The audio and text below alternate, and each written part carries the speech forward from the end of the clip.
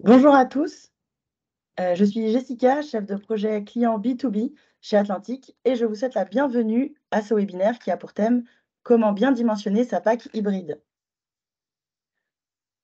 Nous restons ensemble pendant 1 heure entière afin de présenter nos solutions produits ainsi que notre outil de dimensionnement. Nous répondrons à toutes vos questions sur le chat Q&R et si le temps nous le permet, on réabordera certaines questions en fin de présentation. Par défaut, vos micros sont coupés, mais si vous souhaitez intervenir, vous pouvez nous faire signe en réagissant par une main levée. Il faudra bien penser à activer votre micro pour prendre la parole. C'est d'ailleurs Laura Gallet, responsable de marque Atlantique, aidée de Maxime Kunz, assistant chargé de marketing client, qui se feront un plaisir de répondre à vos questions sur le chat. Bonjour Laura et Maxime. Bonjour à tous. Le webinaire sera animé par Gérald André, animateur grand compte GRDF, qui représente également l'Association des professionnels du gaz. Bonjour Gérald. Bonjour à tous. Et tu es accompagné aujourd'hui de plusieurs intervenants atlantiques, et notamment Perrine Carlier, chef de produit PAC hybride chez Atlantique, et Benoît Montel, chef de produit Progipac, notre outil de dimensionnement atlantique. Bonjour Perrine et Benoît. Bonjour à tous, bonjour Jessica. Donc, si nous avons toute votre attention, nous allons pouvoir démarrer ce webinaire avec Gérald et Perrine. Je vous laisse le micro. Oui, merci Jessica. Rebonjour à tous. Donc Gérald André, GRDF. Voilà, il nous semblait important en ce midi de revenir sur la PAC hybride et notamment de préciser son dimensionnement, pardon, mais pas que.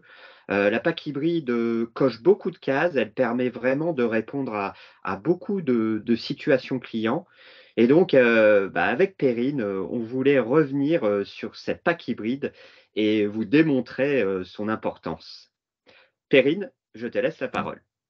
Oui, effectivement, c'était important pour nous, Atlantique, d'être présents pendant ce webinaire parce qu'en fait, il faut savoir qu'on a été l'un des précurseurs sur le marché des hybrides et on est leader de la PAC hybride depuis 2009. Donc 2009, c'est la date de sortie de nos premiers modèles hybrides. Donc ça fait un petit peu moins de 15 ans qu'on a sorti cette technologie. Pourquoi? En fait, les technologies chaudière et PAC, c'est des technologies qui sont 100% connues et maîtrisées à Merville, donc dans nos centres de recherche et de développement. Et donc, on a choisi de mettre notre savoir-faire au service de la performance multi-énergie et donc de sortir ces produits qui sont les pompes à chaleur hybrides.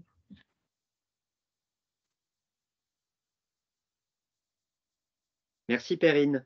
En effet, la PAC hybride coche beaucoup de cases. Elle permet tout d'abord une réponse aux enjeux écologiques, tout simplement parce que la PAC hybride permet de réduire de 75% le contenu CO2 par rapport à une ancienne chaudière gaz ou fioul, et que reconnue par l'ADEME, elle a un contenu carbone équivalent à celui d'une PAC RO classique.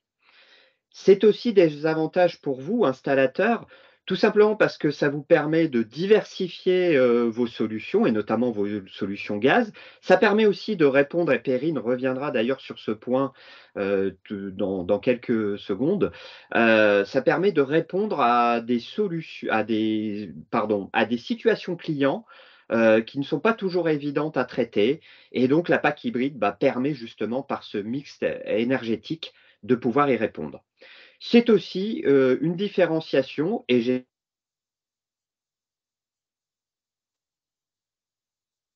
Gérald, on ne t'entend plus. Je pense que tu as coupé ton micro. ah, pardon, oui, en effet, c'était coupé. Oui, donc je ne sais pas, Jessica, où est-ce que j'ai été coupé? Pardon, alors tu disais une différenciation par rapport à Oui, la concurrence. oui, je disais donc que j'espère que cet argument que vous serez nombreux à proposer cette solution, mais en tout cas, voilà, ça permet de se différencier aussi parmi d'autres acteurs en proposant finalement cette solution de pack hybride qui, comme je le disais, permet de répondre à beaucoup de situations clients. C'est aussi des avantages pour le consommateur. Tout simplement, ça permet de pouvoir mobiliser les mêmes aides financières que sur une PAC ELEC.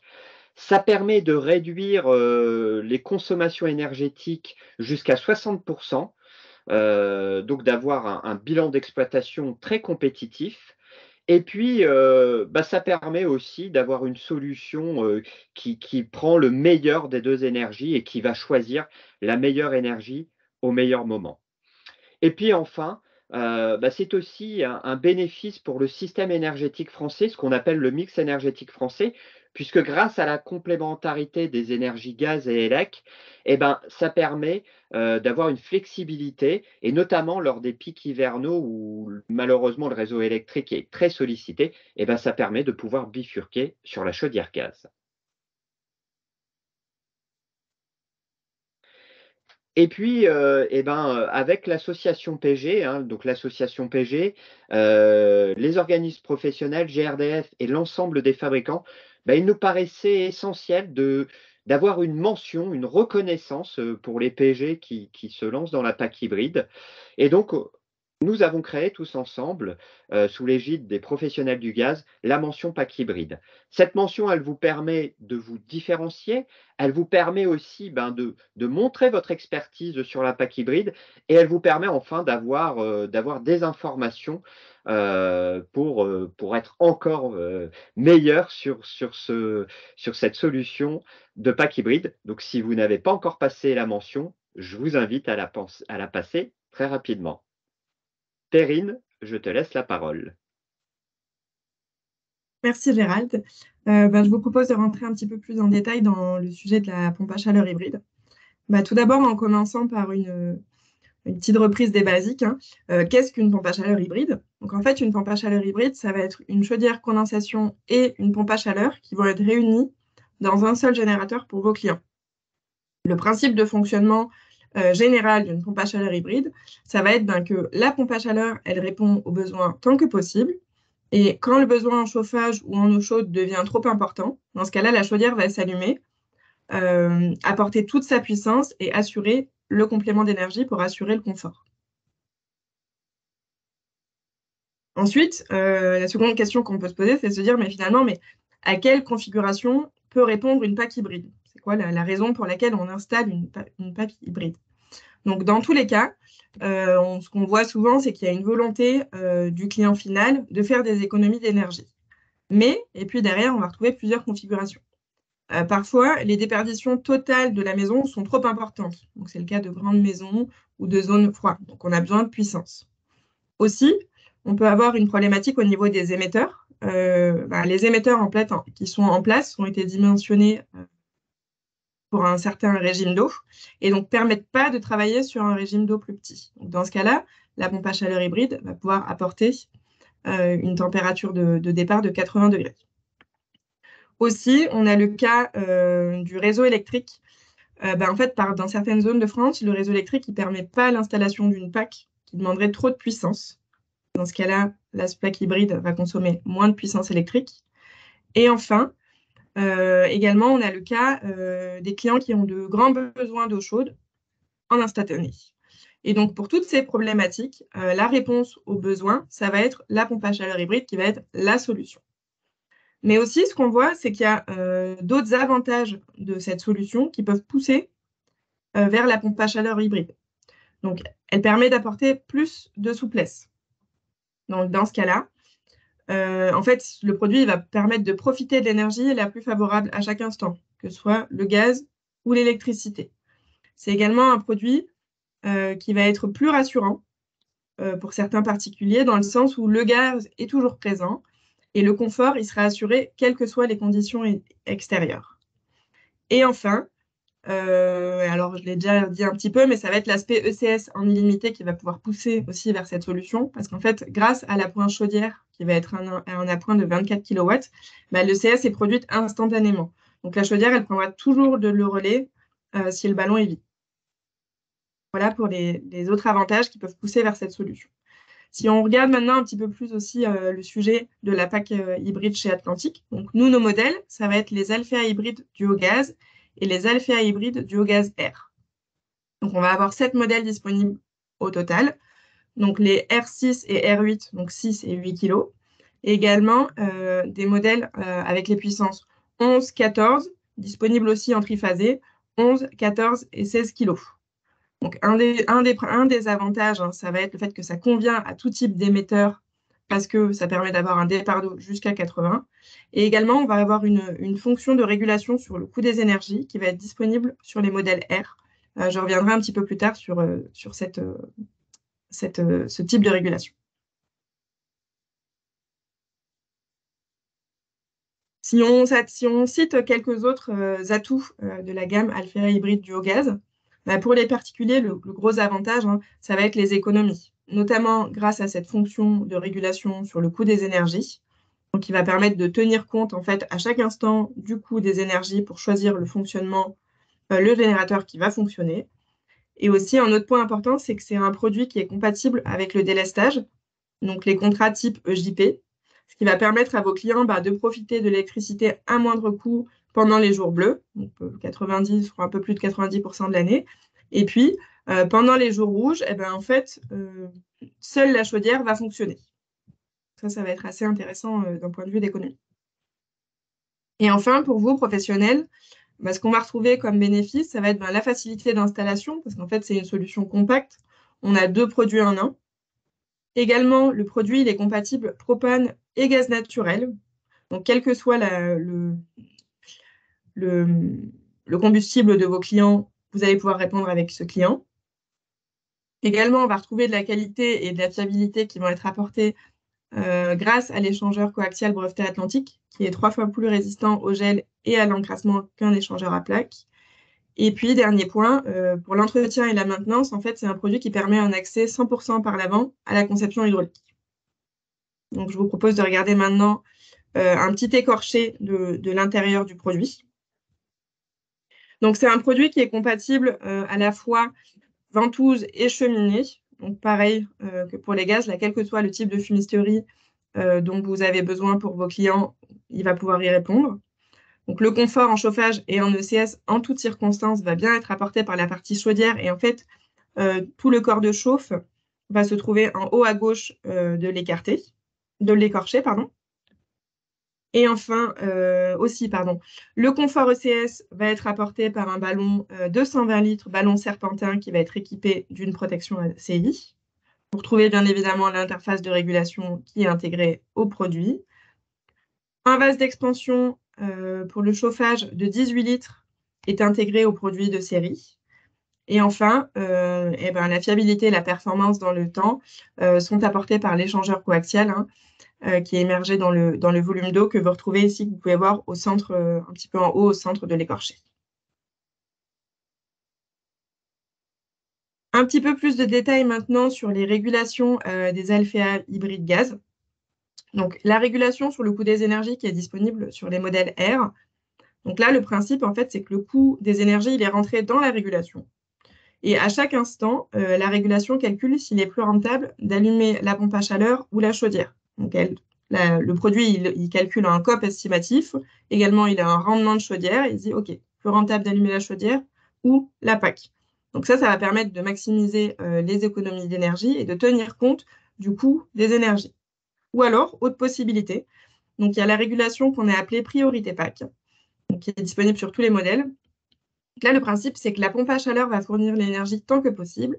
Et à un moment, si la consigne de température de départ elle est plus atteinte, la chaudière va s'allumer et assurer le confort. Donc ça va être un fonctionnement qu'on peut assimiler à le fonctionnement d'un appoint électrique. Et ça va maximiser l'apport de NR parce qu'on maximise l'utilisation de la pompe à chaleur. Dans tous les cas, et ce qu'on a vu juste avant, mais c'est que quel que soit le mode de régulation, nos générateurs ils possèdent une entrée délestage qui va permettre de couper la pompe à chaleur et de soulager le réseau électrique en cas de forte demande sur le réseau. Un dernier point sur nos produits, c'est que nos packs hybrides gaz, elles sont éligibles aux aides de l'État. Donc aussi bien MaPrimeRénov' que les certificats d'économie d'énergie. Donc ça va vous permettre de proposer jusqu'à 8 000 € d'aide à vos clients et de baisser le reste à charge. Donc si on prend un petit exemple ici, avec la PAC hybride, donc l'Alfea hybride gaz R8, qui coûte 10 890 €, avec les 8 000 € d'aide qui vont être proposés, ça va faire un reste à charge qui est inférieur à 3 000 €. Donc, ce n'est pas négligeable et c'est important de le mettre en avant également. Donc, voilà pour la partie pompe à chaleur hybride atlantique.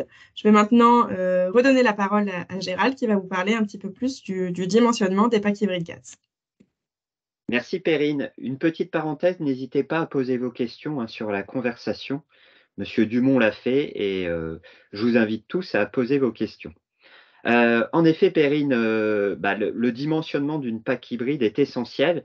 Et enfin, depuis l'arrêté du 20 juillet 2022, nous avons une règle, donc notamment pour l'obtention des C2E, nous avons une règle de dimensionnement pour la PAC hybride.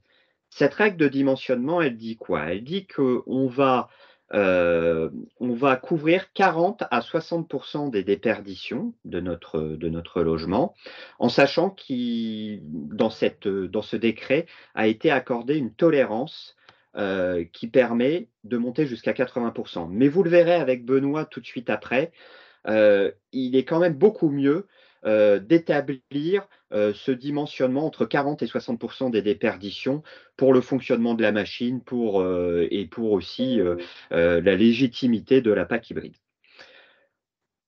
Une fois qu'on aura établi les 40 à 60% de déperdition, on va aller chercher la puissance de la PAC, pas sur la température de base, comme c'est le cas pour une pompe à chaleur électrique, mais sur un régime de 0 degré température extérieure, 50 degrés température chauffage.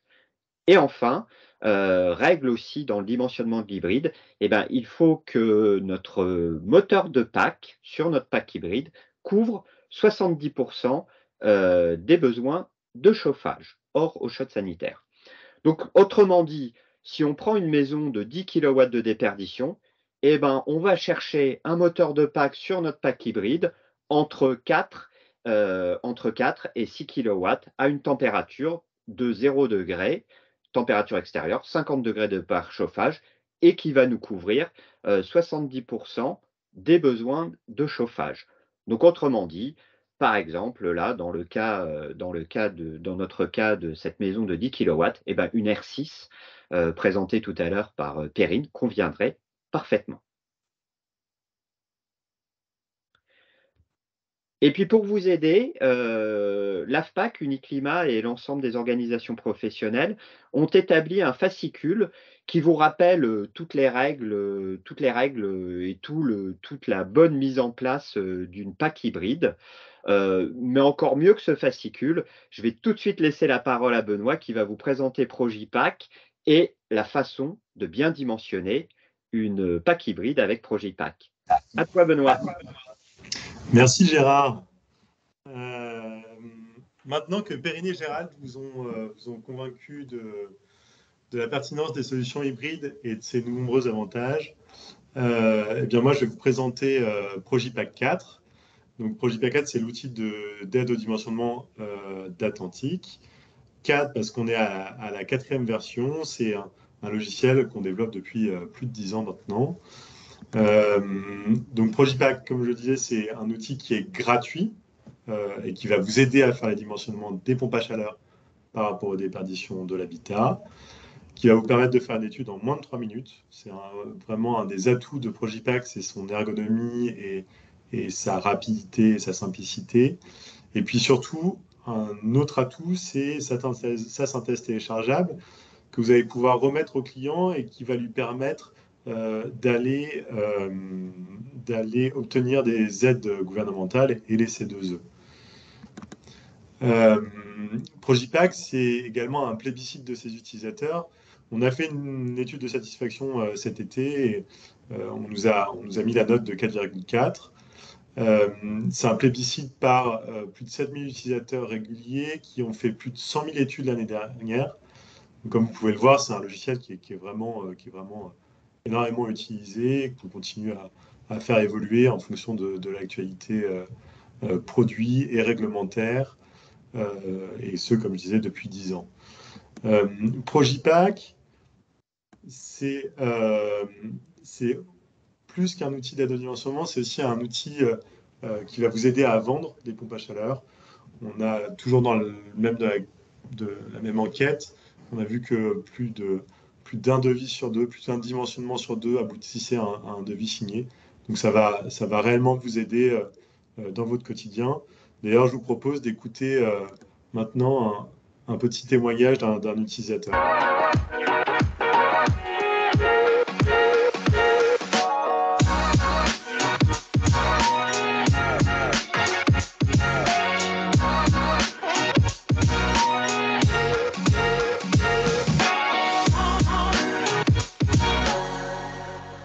Progipack qu'on utilise depuis 2010, quasiment tous les jours. C'est vrai que ça satisfait vraiment le client d'avoir le Progipack en même temps que le devis.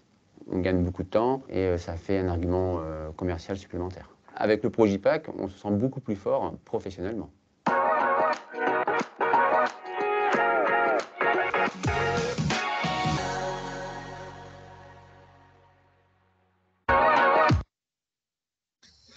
Comme vous avez pu le voir, c'est un outil qui va vraiment vous permettre de gagner du temps et puis d'avoir une vraie approche pro auprès de votre client vis-à-vis de la note de dimensionnement. Donc maintenant, on se pose la question, comment on accède à Progipack? Alors, c'est très simple. En fait, vous avez deux méthodes pour y accéder. La première, la plus facile, c'est via le site Atlantique Pro. Dans la partie logiciels et outils, vous pouvez y accéder. C'est dans les premiers logiciels qui apparaissent. Et puis, si vous le souhaitez, vous pouvez également y accéder via l'URL qui s'affiche à votre écran. Pour ces deux modes de connexion, donc ce que je disais, c'est que Progipack est gratuit. Néanmoins, on vous demande de vous connecter. Donc, pour ces deux modes de connexion, il faut utiliser vos identifiants Atlantique Pro. Si vous n'en avez pas, c'est extrêmement simple. Il vous suffit d'aller sur le site Atlantique Pro et de vous laisser guider sur votre inscription. Et puis, un des atouts de Progipack, c'est que on sait que la plupart du temps, vos dimensionnements, vous les faites sur les chantiers. Et donc, on a rendu Progipack compatible avec les tablettes et les smartphones pour avoir la meilleure expérience. Ce que je vous propose maintenant, c'est de vous présenter l'outil, maintenant que vous avez expliqué un peu le contexte. Donc, Progipack. Ça, c'est la page d'accueil de Progipack. Comme vous pouvez le voir, vous avez le choix entre créer un nouveau projet et réouvrir des projets qui ont été enregistrés. On sait que ça arrive souvent il se passe souvent du temps entre le moment où vous faites la note de dimensionnement et le moment où le client signe le devis, éventuellement des échanges avec le client. Et donc, c'est vraiment quelque chose de précieux de pouvoir aller récupérer la note de dimensionnement, éventuellement modifier des éléments à l'intérieur, quelques semaines après l'avoir refait, sans être obligé de redemander peut-être toutes les informations au client ou de reprendre toute l'étude.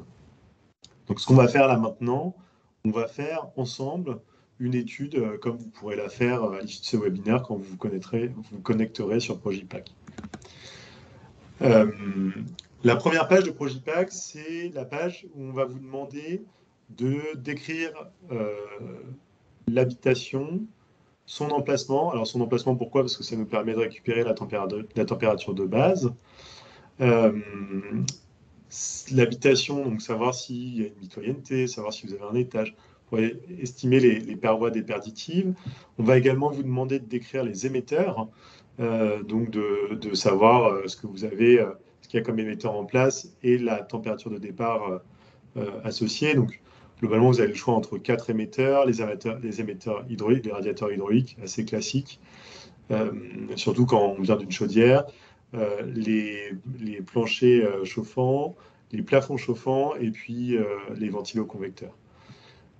Donc, une fois que vous avez rentré ces infos sur l'habitat et sur son emplacement et ses émetteurs, on vous donne la possibilité de calculer les déperditions par rapport à quatre méthodes différentes. La première, c'est le coefficient de déperdition. Qui est la méthode la plus utilisée dans Progipack. C'est 3 études sur 4. Là, c'est simple. On va vous demander juste l'année de construction. En fait, on estime qu'il y a un coefficient de déperdition qui est associé à une année de construction de la maison et avec une prise en compte aussi des rénovations qui ont pu être faites ultérieurement. Et en fonction de ces données, on connaît le coefficient de déperdition et puis on associe du coup des déperditions à l'habitat.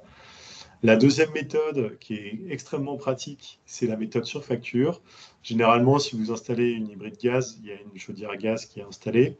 Et donc, il vous suffit de demander la facture du particulier et de rentrer les données qui sont présentes dans cette facture, de donner aussi des informations sur est-ce qu'il y a de l'eau chaude sanitaire qui est demandée ou non, la température de jour, la température de nuit. Et en fonction de ça, Progipack vous ressort des déperditions pour l'habitat. J'attire juste votre attention sur une petite limite de cette méthode. C'est dans le cas où la maison n'est que partiellement habitée. Par exemple, une maison familiale où les enfants ont quitté le foyer, les parents restent, consomment du gaz pour se chauffer et pour d'autres postes de dépenses éventuellement, mais ne vont pas nécessairement chauffer la chambre des enfants. Et donc, il faut bien s'assurer quand vous prenez une facture et que vous prenez la méthode sur facture que la maison est pleinement utilisée. Parce que sinon, elle va être dimensionnée que pour son utilisation actuelle et non pas si les enfants viennent habiter d'une manière durable dans le foyer. Donc ça, c'est la deuxième méthode. Et puis la troisième méthode, c'est le DPE. C'est quelque chose qui est de plus en plus fréquent d'avoir un DPE sur des chantiers. Et donc là, vous avez la possibilité de rentrer simplement la consommation de chauffage en énergie et de rentrer dans Progipack pour vous aider. Et puis, la dernière méthode, c'est on sait que certains d'entre vous ont l'habitude de calculer les déperditions par eux-mêmes encore, parce qu'ils savent le faire et qu'ils aiment le faire. Et donc là, on leur donne la possibilité de rentrer directement les déperditions qui sont plus calculées par eux-mêmes et de continuer vers la sélection de la bonne PAC. Donc là, si on arrive à la page, donc ça c'est une page habitation qui a été remplie, qu'on a pu remplir. Donc on a donné des données géographiques. Atlantique, le siège en Île-de-France, il est à Arcueil. Donc on a mis Arcueil, la température de base c'est -7. On a décrit les émetteurs. On a pris la méthode de coefficient de déperdition qui est la méthode la plus utilisée. On a pris par exemple une maison qui est construite en 72. On a juste changé les fenêtres. Donc là, on arrive à des déperditions de 10 kW. C'est un exemple. Vous pourrez faire vos tests par vous-même une fois que vous aurez accès à Progipack. Donc, une fois qu'on a rempli tout ça et qu'on a des déperditions qui sont estimées, on arrive sur une page où on vous demande quel type de solution vous souhaitez installer. Progipack permet non seulement des packs RO classiques, de la géothermie et des solutions hybrides. En l'occurrence, là, ce qui nous intéresse aujourd'hui, c'est les solutions hybrides. On va commencer par vous demander si c'est pour de la rénovation ou pour du neuf, si c'est pour du gaz ou pour du fuel. Donc, en l'occurrence, là, on est dans de la rénovation et dans du gaz. On vous demande ensuite de donner des informations sur le réseau électrique. C'est important parce qu'en fait, en fonction du réseau, si vous êtes en monophasé ou en triphasé, ça ne renvoie pas à la même partie, au même type de pack, en fait. Donc, c'est une information qui est nécessaire pour vous guider pour la suite. Et puis, on vous demande aussi sur l'eau chaude sanitaire, combien il y a de personnes dans la maison pour le bon dimensionnement et puis pour surtout estimer les consommations. Et voilà, une fois qu'on a fait tout ça, on arrive à la page de résultats. Sur cette page de résultats, vous allez avoir toutes les informations. Donc là, en l'occurrence, pour notre simulation, on a le choix entre l'Alphea hybride duo gaz R8 et l'Alphea hybride duo gaz R6. Et donc, on va vous donner plein d'informations qui vont vous permettre de choisir la bonne taille de pack. En l'occurrence, on vous donne le taux de couverture, donc, suivant ce que disait Gérald, à une température extérieure de 0 et pour une température de départ de 50 degrés. On vous donne également le taux de couverture thermodynamique annuel, les consommations estimées en euros, le COP, donc le coefficient de performance, et le prix hors taxe conseillé. Donc ça vous permet d'avoir des premières informations et puis de comparer rapidement les différents résultats. Et ensuite, si vous avez besoin de plus d'informations, vous avez le petit plus et vous pouvez cliquer sur le petit plus. Et donc, on va vous donner, grâce à ça, plein d'informations sur la PAC sélectionnée, donc des informations sur le produit, le module intérieur, le module extérieur, sur la régulation, le thermostat, voilà, plein d'éléments. On va vous donner aussi des informations sur l'utilisation de la PAC, comment, pour le foyer que vous avez sélectionné, le nombre d'heures de fonctionnement, la température à laquelle la chaudière va prendre le relais sur la PAC, plein d'informations plus techniques. On va vous donner aussi, et ça va être intéressant pour vous, le schéma d'installation hydraulique. Pour le client final, ce qui va être intéressant aussi pour votre discours, c'est de montrer ce qu'il va pouvoir faire comme économie, et puis comme la réduction d'émissions de CO2 qui va être liée à la solution hybride. Donc là, on va comparer la pompe à chaleur hybride sectionnée avec des chaudières gaz type ou des chaudières fuel ou propane type en termes de consommation énergétique, en termes d'euros et en termes de CO2.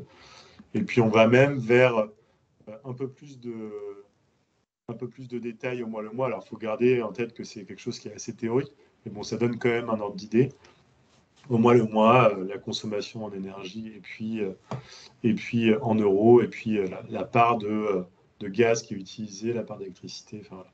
Ça va vous donner plein d'argumentaires pour votre client sur la solution de pack hybride, au-delà des caractéristiques produits classiques. Voilà. Une fois qu'on a vu tout ça, qu'on a sélectionné une pack, on a la possibilité, si on le souhaite, de sélectionner des accessoires compatibles. Donc, tous les accessoires qui sont présents dans cette page, ils sont tous compatibles avec la pack que vous avez sélectionnée. On les a classés par catégorie pour plus de simplicité. Une fois que vous avez sélectionné la pack, les accessoires, vous avez la possibilité, si vous le souhaitez, de réaliser votre devis via Progipack. Alors, ce n'est pas obligatoire. On sait que la plupart d'entre nous, vous avez déjà votre logiciel de devis. Ce qui est bien de cette partie-là, c'est que vous pouvez, si vous le souhaitez, faire un export Excel de cette page pour pouvoir éventuellement la coller dans votre logiciel de devis ou directement dans votre devis. Donc voilà, et puis vous pouvez, si vous le souhaitez, en réalisant votre devis via Progipack, vous pouvez également, via le petit plus, là, ajouter un produit. Vous pouvez ajouter des produits qui ne sont pas des produits Atlantique à l'intérieur, comme des consommables, ou vous pouvez également ajouter votre main-d'œuvre. Enfin, voilà. Vous pouvez, si vous le souhaitez, et que vous n'avez pas de logiciel de devis, vous pouvez faire intégralement votre devis via cette page. Et donc, on va arriver à la fin du parcours pour réaliser l'étude de dimensionnement. Donc là, c'est la page finale, vous avez deux parties. Vous avez une partie à droite qui va être extrêmement intéressante pour vous, puisque vous allez pouvoir retrouver plein de documentation technique, la notice d'installation, la notice d'utilisation, des fiches ERP, enfin plein de documentation technique qui concerne la solution que vous avez sélectionnée. Donc ça, c'est la partie droite. Et la partie gauche, vous pouvez générer la synthèse de votre étude, donc l'étude qui sera à remettre au client final. Et vous pouvez surtout cocher ou décocher des pages de cette étude pour la faire exactement comme vous le souhaitez et comme vous souhaitez communiquer à votre client final. Et donc, comme je le rappelle, cette étude, le gros intérêt de cette étude, c'est de pouvoir toucher les aides gouvernementales et C2E. Vous avez un document qui reprend toutes les informations nécessaires à l'obtention de ces aides. Voilà. Et puis un document très professionnel à remettre à votre client. Voilà pour Progipack. Donc maintenant, je repasse la parole à Jessica qui va vous expliquer la page, les services qui sont liés à Atlantique. Oui, merci Benoît pour la présentation de ce super service avant-vente qui est Progipack. Et c'est une excellente transition en effet pour rappeler que Progipack fait partie de l'offre de services Atlantique pour les professionnels. Et en parlant de services, nous avons été élus meilleur service client en 2022 et ce n'est pas pour rien. Les services Atlantique Pro, c'est 700 collaborateurs à vos côtés au quotidien, 10 centres de formation partout en France et le tout au plus près des usines. Nos équipes vous accompagnent tout au long de votre projet, de l'avant-vente à l'après-vente. Et du coup, sans transition cette fois, il est temps pour nous de prendre un temps d'échange. Si vous avez des questions, c'est le moment pour vous, de nous faire un signe. Et peut-être, Perrine, nous avons eu des questions sur le chat. Oui, pardon, j'avais du mal à désactiver mon micro. Oui, il y a une question qu'on a eue qui est assez intéressante parce qu'elle revient assez régulièrement. C'est une question qui concerne donc la production ECS sur nos produits.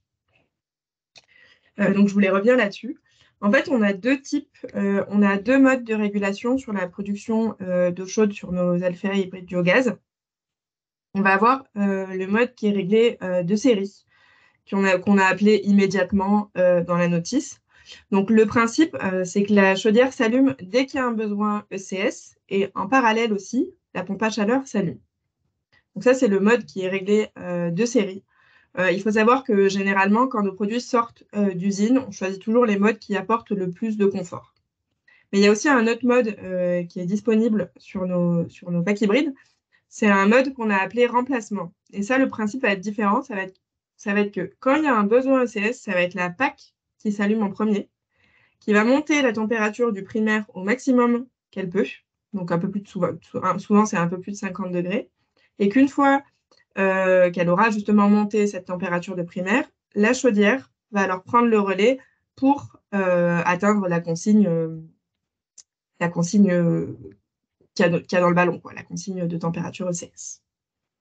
Donc voilà, c'est peu connu, mais voilà, vous avez bien la possibilité de régler 2 modes de régulation ECS sur nos produits.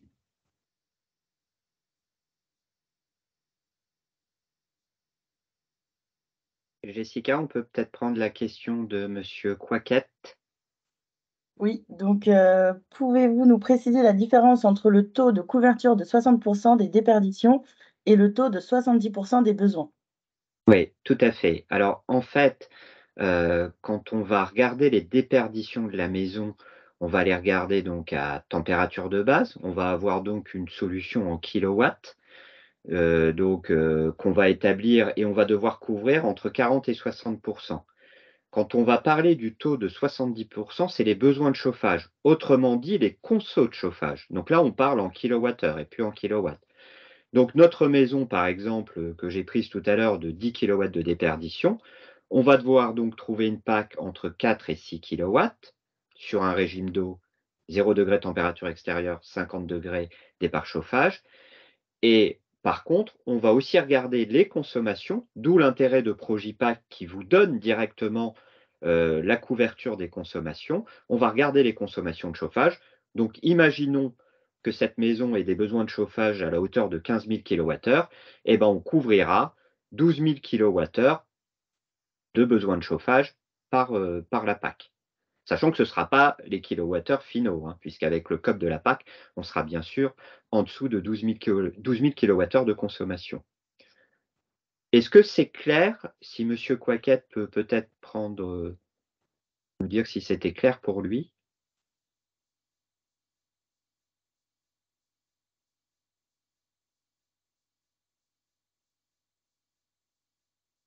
Nous avons également CMD 71 qui a levé la main. Je vais autoriser le micro. Hop. Normalement, vous pouvez activer votre micro CMD 71.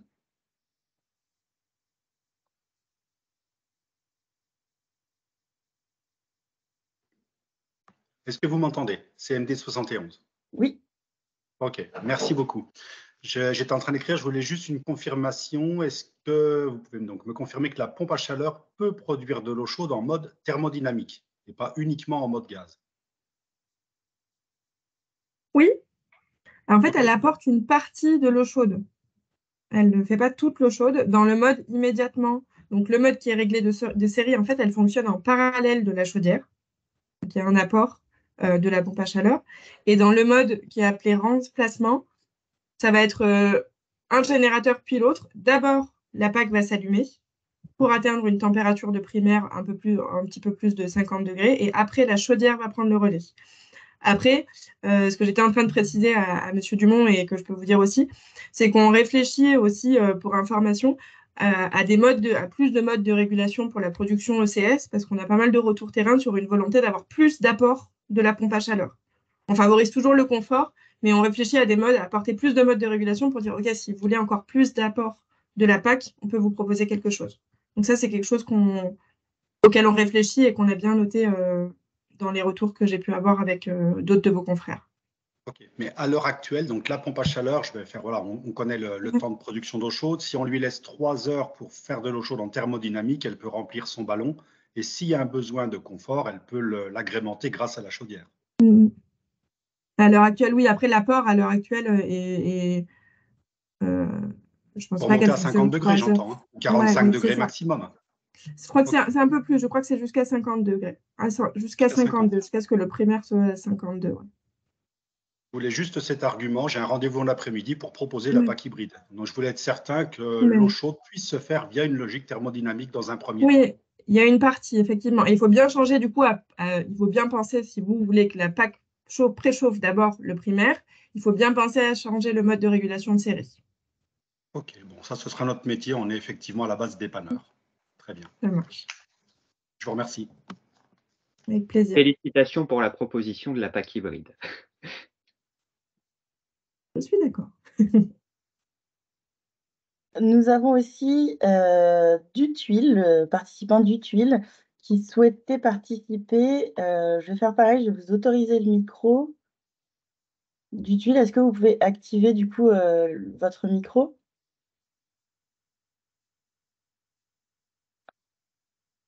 Ça devrait être bon.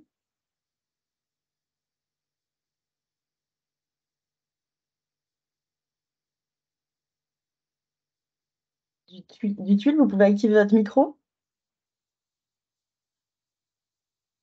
Apparemment, ça ne fonctionne pas, Jessica, parce que je vois que M. Dutuile essaye de l'allumer, mais Ah. on peut peut-être inviter M. Dutuile à poser sa question sur le chat. Oui.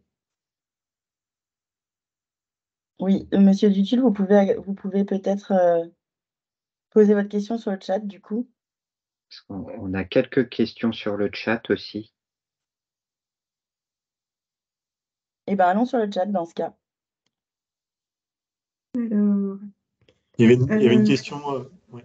En attendant, j'ai vu qu'il y avait une question sur les obtentions des aides des C2E avec les éléments apportés par la note de dimensionnement. Nous, on répond à tous les critères pour les obtentions d'aide de C2E via la note qui est téléchargeable de Progipac. Et on suit les évolutions. En fait, comme il y a plein d'organismes qui délivrent des C2E, tout le monde a un peu ses demandes particulières dans les mandataires. Et donc, on suit ces informations. Dans le cas où vous auriez une problématique d'obtention d'aide parce qu'il manquerait une information, n'hésitez pas à nous la faire remonter via le SATC. Donc, le SATC, c'est le service avant-vente d'Atlantique. Et nous, on est très réactifs et très rapide pour modifier cette note parce que ça vous permet de vendre des packs, donc il faut qu'on vous accompagne là-dessus. Voilà, n'hésitez pas à communiquer au SATC si jamais vous voyez qu'il y a quelque chose qui ne fonctionne pas. Voilà. Juste un petit complément par rapport à la réponse de Benoît, parce que le sujet revient souvent. Il faut préciser en fait le mode de régulation dans le dossier qui doit être donné au C2E. Il y a bien une ligne dans le dossier Progipac, je ne sais plus exactement à quelle page c'est, mais c'est bien intégré dans les notes Progipac. Et ça, souvent, c'est pas vu. Donc, on a souvent la question qui remonte, mais c'est bien intégré. Ouais, tout à fait. Ensuite, j'ai des retours là sur le CS aussi par rapport à la précédente réponse. Ce que je vous disais, hein, en fait, dans le mode immédiatement, comme la chaudière s'allume en parallèle de la PAC, l'impression terrain, c'est qu'il n'y a que la chaudière qui fonctionne. Mais la PAC continue bien de fonctionner en parallèle. Et dans le mode remplacement, c'est l'une après l'autre. Donc, je pense que d'abord la PAC, d'abord la PAC s'allume et je pense que c'est pas entendu. Et après, la chaudière prend le relais. Donc, la sensation, le client entend plus la partie chaudière. Mais comme je vous disais, je le rappelle, on réfléchit à des évolutions là-dessus parce qu'on a pas mal de retours sur une volonté de faire plus, que le CS soit plus produite par la partie thermodynamique.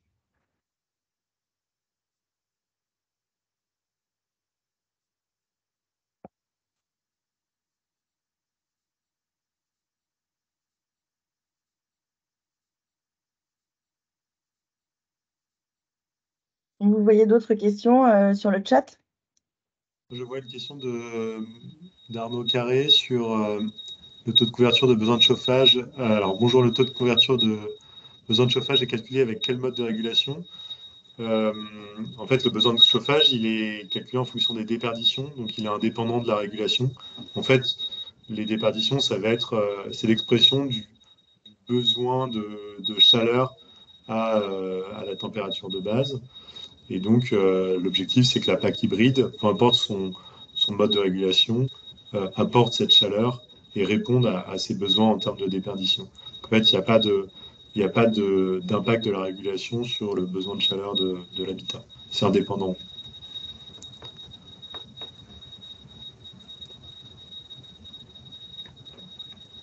Ok.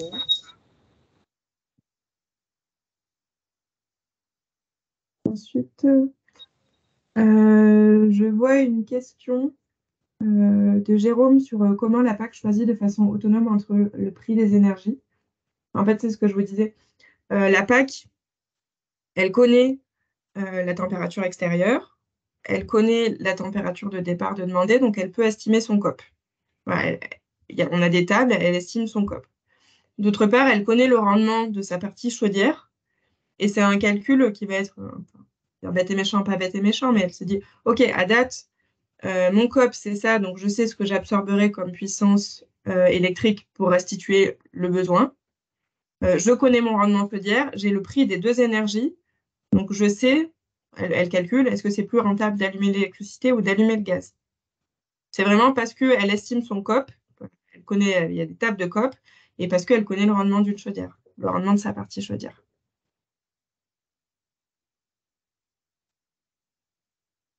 Il y a Monsieur Dutuil qui a posé sa question. Si vous voulez, Perrine et Benoît, je la prends.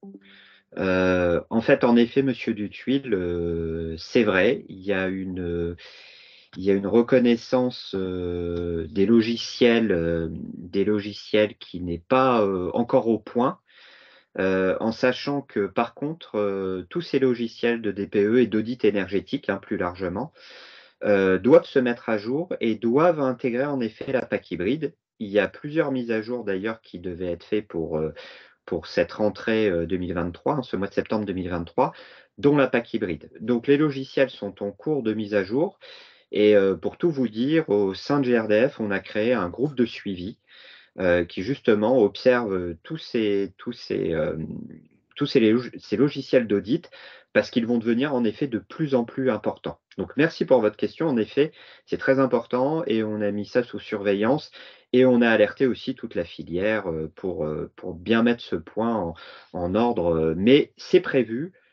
Le législateur a demandé à tous ces créateurs de logiciels de mettre la PAC hybride. Ils ont aussi d'autres mises à jour à réaliser.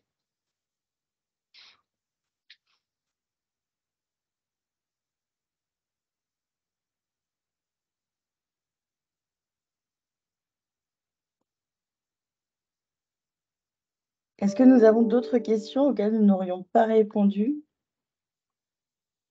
Oui. Je vois une question sur les fluides frigorigènes.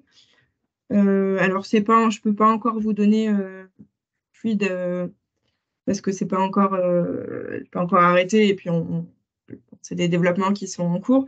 Mais effectivement, les fluides à l'avenir vont évoluer en même temps que les réglementations sur les fluides frigorigènes. Ça, c'était une question d'un monsieur qui s'appelle Damien. Donc effectivement, ça, c'est quelque chose qui va évoluer. Il y avait une question aussi, c'est intéressant, il y avait une question sur le délestage dans le cadre de tarifs de pointe que tu as évoqué, Perrine.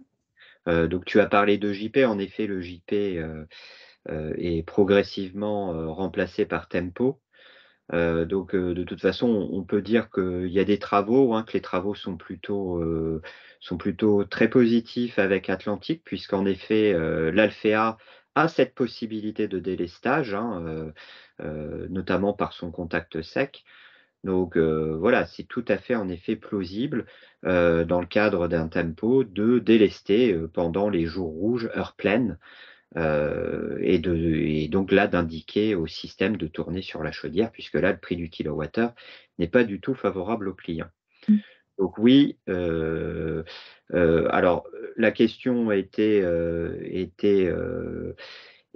c'est compliqué de gérer les contrats. Bah là en l'occurrence, si le client, il faudra faire opter le client pour un tempo, ça c'est clair.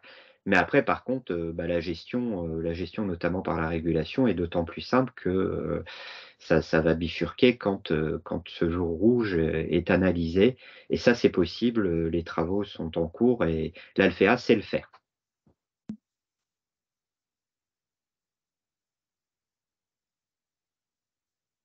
Il y Je avait crois qu'on a aussi une question pour Benoît de Monsieur Houpert qui renseigne les coûts des énergies dans le logiciel de la PAC hybride. Alors, c'est une action manuelle qui fait chaque mois et qui, alors, on sait bien hein, qu'il y a c'est une valeur, c'est une référence au sein de l'entreprise, donc c'est quelque chose qui est moyenné. Je n'ai pas exactement le mode de calcul en tête sur les tarifs de l'énergie. Quand c'est réglementé, c'est le tarif réglementé. Euh, mais effectivement, il peut y avoir des abonnements qui sont spécifiques à la fois pour l'électricité, enfin voilà, le gaz, donc voilà. C'est des tarifs de base qui sont mis à jour chaque mois. Il y avait une question aussi, Jessica, de Monsieur Geoffroy, pour savoir s'il y a un moyen de passer des déperditions en kilowatts à une consommation en kilowattheure. En fait, non, en fait, les déperditions, elles se calculent sur la température la plus basse hein, dans le département. Et par contre, en effet, pour calculer votre consommation, là, vous vous appuierez plutôt sur les DGU, hein, puisque vous les mettez, puisque Geoffroy met DGU entre parenthèses, en effet, c'est la bonne méthode. La méthode des consommations pour justement calculer le taux de couverture, c'est plutôt la méthode DGU. Et sur les déperditions, comme l'a très bien expliqué Benoît, c'est plutôt le coefficient de déperdition, le coefficient G, etc. La seule chose que, si je peux me permettre, Benoît, c'est qu'à la limite, vous avez Progipac qui vous fait tout ça, donc c'est tout simple, hein, il n'y a pas besoin de recréer des calculs. Comme l'a dit Benoît, pour votre note, pour votre note de dimensionnement, pour les C2E notamment, Progipac vous livre le rapport parfait. Mais je te laisse compléter, Benoît. Non, mais tout à fait, utilisez Progipac, hein, enfin, ça va vous simplifier la vie. Je peux pas dire autre chose. Je crois que CMD71 souhaite nous poser une question. Je vous autorise le micro, vous pouvez l'activer normalement. Oui, merci. Sauf si j'ai loupé l'information tout à l'heure, vous parliez du prix des énergies donc, qui se rentrent, je pense, voilà, sur la bécane. Est-ce que ce prix d'énergie, en fait, il y a une mise à jour via une application et j'ai loupé quelque chose ou il est mis une fois par an ou est-ce qu'il y a une automatisation du prix? Alors, à l'heure actuelle, il n'y a pas d'automatisation du prix. Il doit être rentré manuellement dans l'IHM. Donc, les mises à jour, c'est en fonction des mises à jour manuelles. Donc, ça doit être ça fait par le technicien. Ça peut être, oui, à date, oui, c'est dans le menu installateur. Donc, ça peut être fait à l'occasion de l'entretien annuellement. Mais à Est-ce date, qu'il c'est peut comme être ça. envisagé effectivement chez vous, puisqu'il y a de plus en plus d'applications sur les produits, que l'utilisateur puisse, via quelque chose d'assez simple, mettre le dernier prix d'énergie connu? Oui, c'est dans nos cahiers des charges hein, pour les futures évolutions et les futurs produits, de justement passer cette option et ce réglage dans le menu utilisateur, pour que ça puisse Ok. être mis à jour plus régulièrement et que le particulier soit un peu plus impliqué aussi dans cette gestion-là. Je vous parle en tant que dépanneur pour éviter d'aller toutes les 5 minutes chez un client faire une modification du prix. Je comprends bien, oui, oui, c'est quelque chose qu'on a noté dans les évolutions produits à apporter. Effectivement, c'est bouger cette fonction pour qu'elle soit plus facilement accessible. Ok, merci à vous.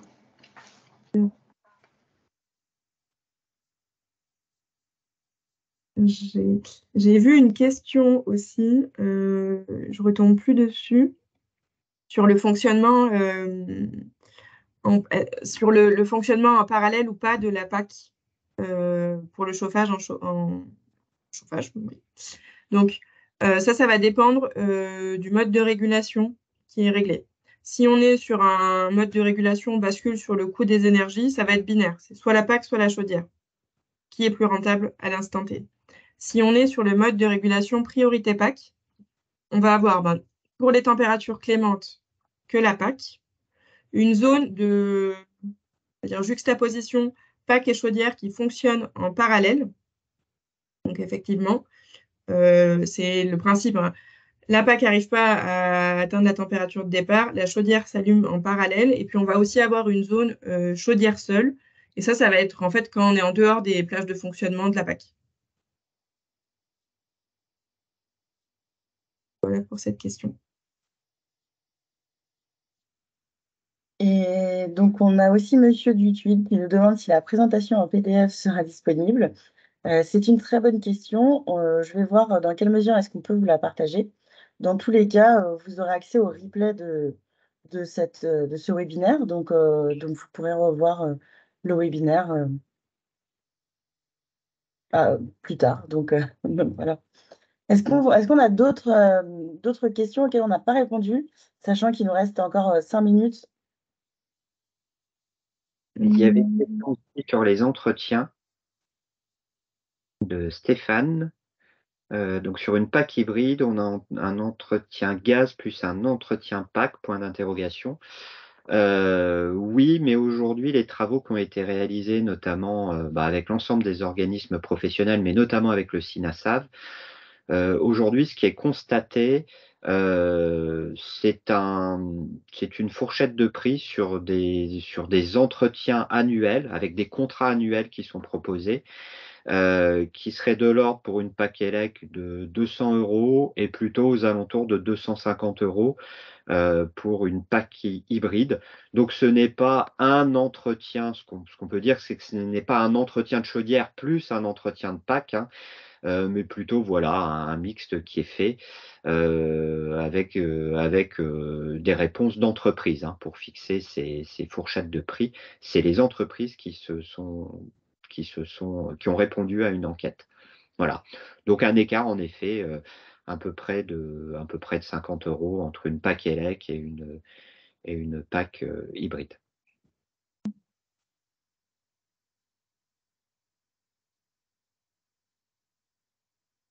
Une autre question qu'on avait, bon, je remonte un petit peu, il y a certaines questions qu'on a dû rater, mais d'un monsieur qui s'appelle Damien. C'était Atlantique prévoit-il une PAC hybride gaz avec une UI qui soit plus compacte ou avec une version côte-côte comme pour la PAC hybride fuel?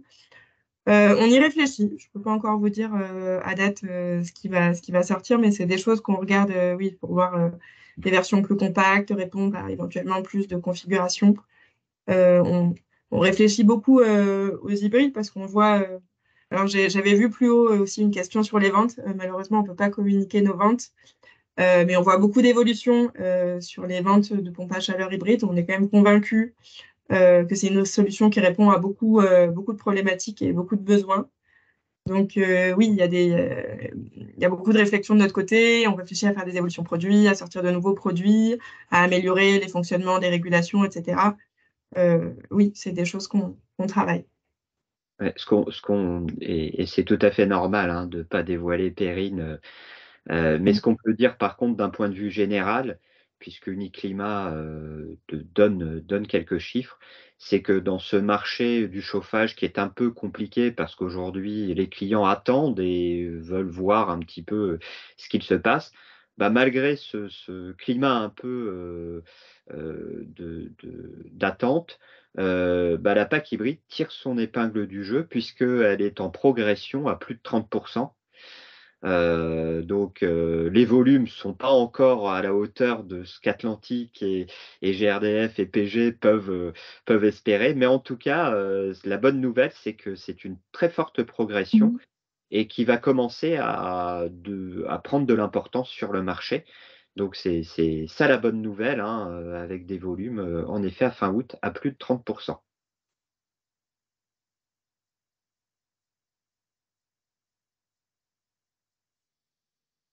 Et on avait une question aussi d'un monsieur qui s'appelle Axel, mais je ne sais pas, il faudrait préciser la question, qui demandait un module mural plus compact est-il aussi efficace qu'un module avec ballon ECS intégré? C'était à quel niveau la question? C'est au niveau de la production ECS, du confort ECS? Il faudrait juste préciser un petit peu plus la question pour qu'on puisse apporter une réponse.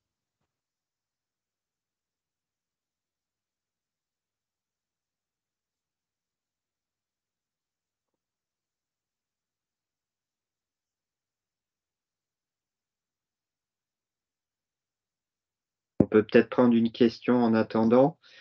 Par rapport à l'entretien, il y avait une question, est-ce que la baisse de la facture énergétique peut permettre le switch? En effet, oui.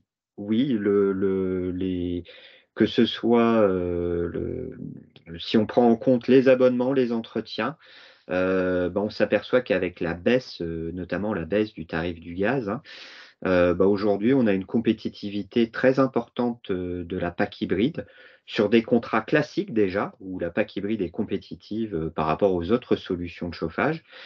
Mais en plus, avec le tempo, donc avec un délestage sur les jours rouges et donc un tarif de l'électricité très intéressant sur tous les autres jours, là, on a une PAC hybride qui, en effet, est largement devant beaucoup de solutions en termes en termes tout compris, investissement, bilan d'exploitation, voilà. Donc oui, la réponse est oui, on peut avoir, si on étudie tout, bilan d'exploitation, investissement, on a vraiment une PAC hybride qui est très, très, très bien placée. Il faut aussi rappeler, hein, mais je parle sous le couvert de Perrine et Benoît, hein, mais ce qu'il faut rappeler, contrairement à quelques idées reçues, c'est qu'en termes d'investissement aussi, la PAC hybride, hein, l'Alphea R6 ou R8, sont tout à fait compétitives avec leur sœur en PAC ELEC classique, à confort bien sûr égal, hein, parce qu'il faut prendre le confort de choc sanitaire, il faut tout compter. Et donc, la R6 et la R8 sont très, très compétitifs par rapport à leur grande sœur PAC Aero, ELEC.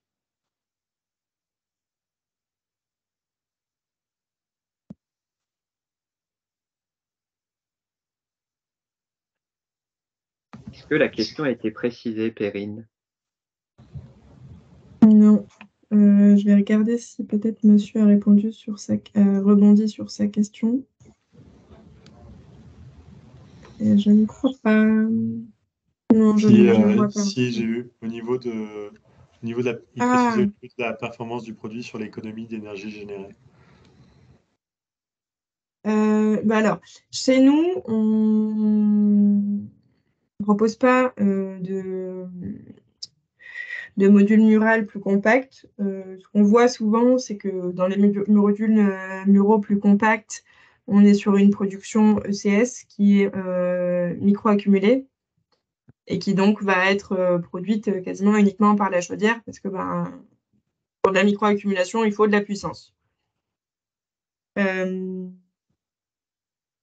En termes de débit ECS, selon le dimensionnement de l'échangeur à plaques et ce qui est choisi, on peut avoir. Alors souvent, on a des débits un peu plus faibles en ECS qu'en ECS micro-accumulé qu'en ballon. Après, en termes d'efficacité, vous avez le débit d'eau chaude qui sort, mais souvent, un ballon ECS, comme il y a un apport de la partie thermodynamique, c'est un peu plus intéressant économiquement.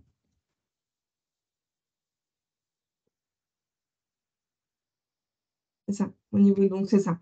L'avantage du ballon, c'est qu'il y a une part de l'ECS qui va être produite par le NR, alors qu'en micro-accumulation, la plupart du temps, c'est 100% de la chaudière qui fait le chaud. Il y avait quelques questions sur les offres à 1 euro et sur, on va dire, des offres un peu, on va qualifier d'éco-délinquance.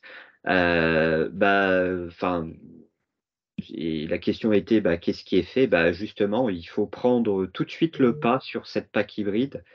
Et on vous invite avec Atlantique à le faire parce que voilà, vous faites des installations de qualité et la PAC hybride mettra d'autant plus en exergue votre savoir-faire par rapport en effet à ces personnes qui des fois font du travail de mauvaise qualité. Et voilà, la PAC hybride vous permettra notamment de montrer votre technicité et votre maîtrise de la transition énergétique et des économies pour le client. Donc c'est un très bon produit pour se différencier de ces gens-là.